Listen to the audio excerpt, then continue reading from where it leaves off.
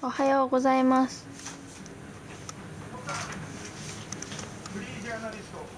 今日は8月21日、生まれて23日目、3週間と2日、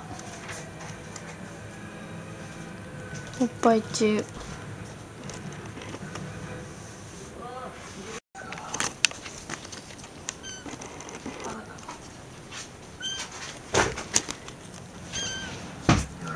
赤色ちゃん、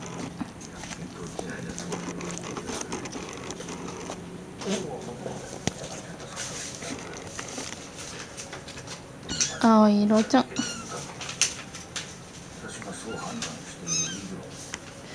黄色ちゃん、ちゃんとできてます。緑色ちゃん、最後にベージュちゃん。かわい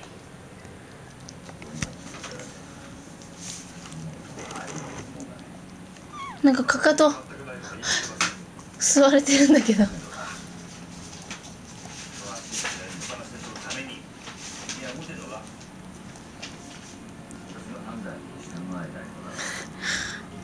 かわいい。次親指吸われてる。痛い痛い痛い。何？痛いよ。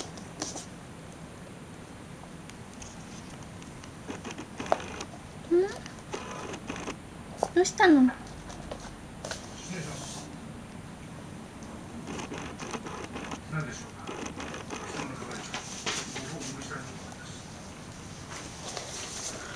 歩くのも早くなったね、ちびちゃんたち。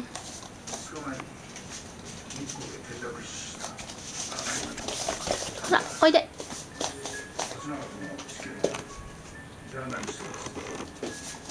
あなたが捜査に首を突っ込んだ事案ですね。はい。2人が立て続けに死んだのは偶然とは思えない。はい。